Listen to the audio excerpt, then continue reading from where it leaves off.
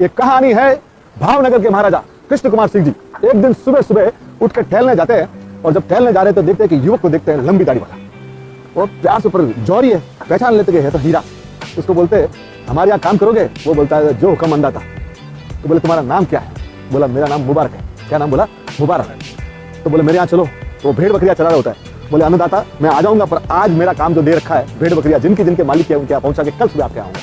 महाराजा भी चकित रह जाते। 1800 गांव का धनी और वो जब बोल रहा है फिर भी बोलता मैं कल आऊंगा। बोले कल आ जाओ। तो महाराजा का एक नीलम बाग है भावनगर में, आप जाएंगे तो आपको मिलेगा। तो महाराजा वहां प्रतीक्षा करते हैं। 1800 गांव का धनी उसका प्रतीक्षा कर रहा है। ईमानदार आया। बोले तुम ईमानदारी से काम करोगे? बोले साहब मेरी जब तक जान है ना तब तक तो मैं पूरा आपके ईमानदारी। आप सोचिए मेहनत और ईमानदारी मुबारक की इतनी बढ़िया थी कि देखते देखते भावनगर कृष्ण कुमार जी महाराज साहब ने उन्होंने क्या कहा था, अपनी तिजोरियों की चाबियां उनको दे दी। हाँ आप सोचिए क्या उनको तिजोरियों की चाबी दे दी। और थोड़े दिनों बाद आप सुन के ताज्जुब करेंगे, महारानी को अवसर के लिए उनके पास सबसे बड़ा 9 लाख का हार था। तो वो हार लेने वो तिजोरी खोली गई और महारानी को वो तिजोरी का हार दिया गया। महारानी ने वो हार पहना। हार पहन के रात को जो अवसर आए तो वो रात को लेट आए। महारानी को आदत थी रात को रामायण पढ़ने की। तो वो रात को सोती सोती रामायण पढ़ रही है। रात को 3 बजे उसकी नींद कब खुली? वो किसकिंदा का था तो उसको लगा कि ये मुझे पढ़ना जरूरी है। तो वो हार उसने बीच में रख दिया, पेपर के बीच में, कि मैं कल सुबह इसको बदलूं। वो भूल गई। 3 महीने बाद उनको वापस हार की याद आई तो वापस तिजोरी खोली गई। अब हार तो वहां था नहीं, देखा तो हार है नहीं। अब इन्होंने महाराज को बोला कि अपना हार तो रात को कहीं चोरी हो गया है। तो चाबियां तो किसके पास है?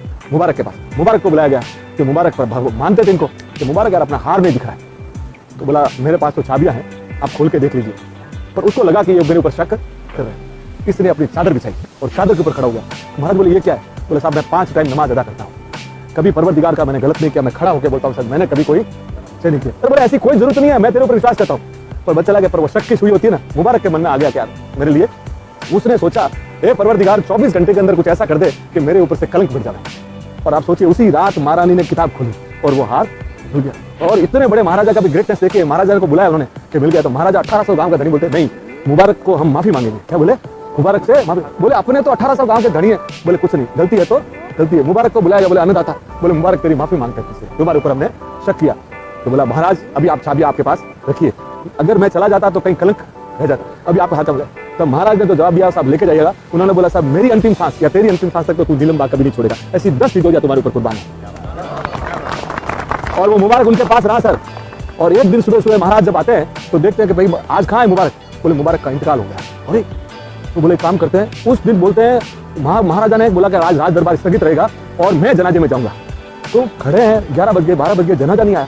तो महाराज ने बोला इतना करो मुबारक का जनाजा क्यों नहीं आ रहा है? आके बोला कि सर वहां गया, उनकी बीवी इधर बैठी है, उनके बच्चे इधर बैठे, उनके पास कफन के भी पैसे नहीं। बोले क्या बात करते हो, मैं इतना पैसा देता था गया। बोले मुबारक की आदत थी सर, वो जितना पैसा आता था ना वो साधु संत फकीरों गरीबों में बांट देता था। तो बोले इसका घर कैसे चलता था? कि साहब रोज नीलम बाग में आप जो खाना खाते थे इतना जो वेस्ट बनता था ना, जो बचता था ना उसमें मुबारक अपने परिवार का पेट चलाता था। उसने कभी एक पैसा नहीं लिया। बोले क्या बात करते? बोले जिस दिन हम खाना नहीं खाते उस दिन वो पानी पी के सो गया। पर उसने तब महाराज के आंख में आंसू आ गया। उन्होंने बोला कि जनाजे के जो 4 कंधे होते हैं ना उनको बोला गया कि 3 कंधे तो तुम आपस में बदलोगे। और राजकीय सम्मान दिया गया था उस जमाने में। उसकी जब जनाजा यात्रा निकलते महाराजा ने अपनी पगड़ी उतारी और ऊपर अपना रुमाल बांधा और पांव की जुतियां उतार दी सर। और पूरे जनाजे में महाराजा गए और वहां जब कब्र में गया ना तो मिट्टी भी उन्होंने डाली। और आज भी अगर आप भावनगर जाएंगे ना तो वहां पे लिखा हुआ है कि the lock of Neelam Bagh slips here. क्या लिखा हुआ है?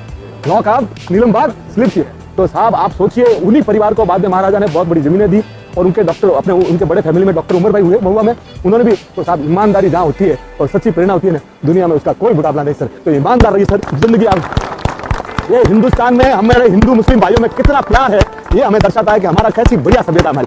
Thank you sir, thank you sir, thank you sir, thank you sir, thank you sir, thank you sir.